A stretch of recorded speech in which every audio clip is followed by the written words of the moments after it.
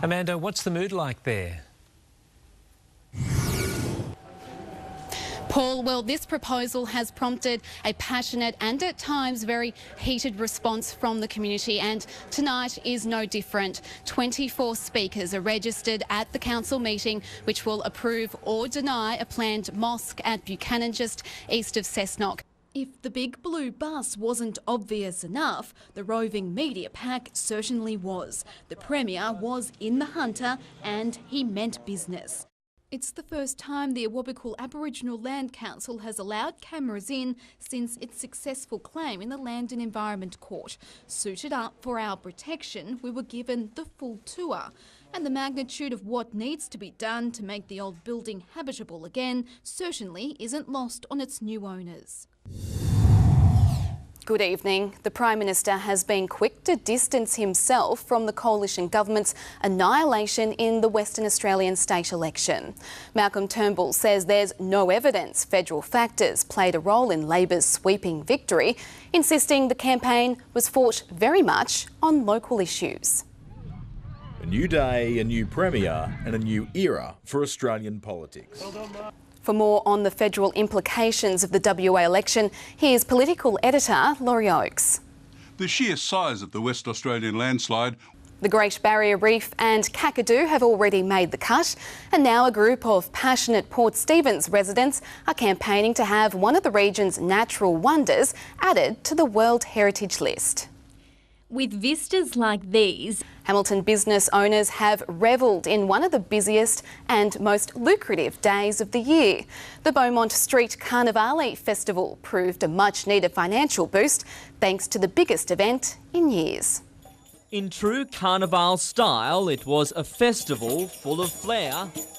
A desperate search as floodwater rages. Witnesses, shaken by the tragedy that had just unfolded before them, left with little to do but watch and pray as police and SES comb the shoreline for a car swept off the road near Maitland.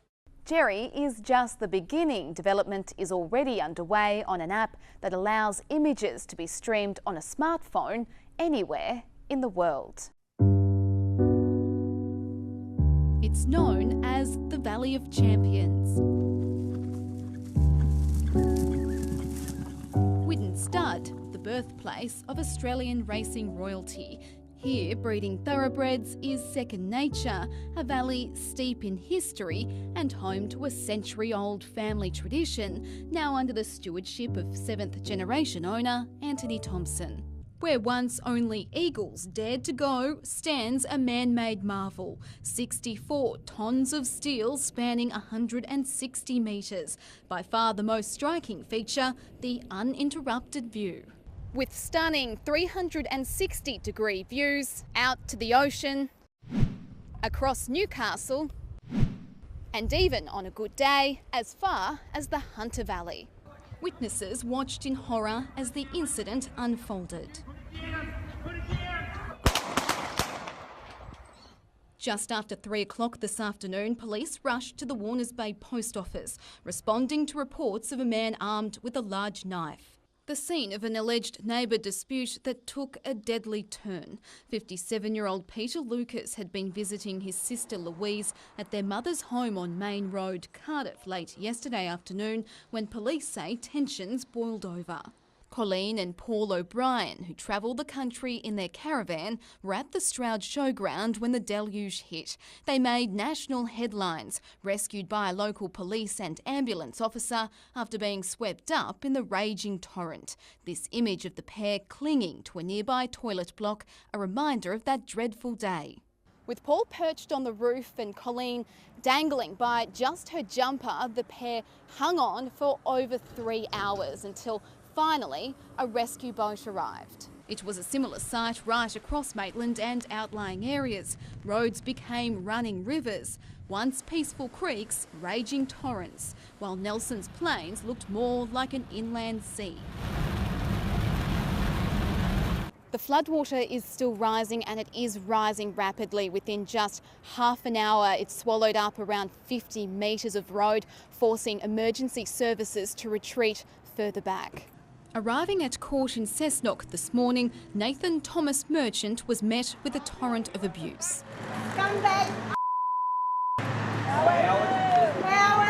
Waiting for him, family and friends of his former partner, whose dog, the 22-year-old, is accused of killing inside her home last month. The group has become an internet sensation. A video of their winning performance at last week's Australian All-Stars Cheerleading Federation battle, racking up a staggering 7.5 million views on social media. Debbie Trelfo, who has cerebral palsy, signed up just months ago. Now she's in high demand, with stints on the BBC, ABC America and Good Morning America.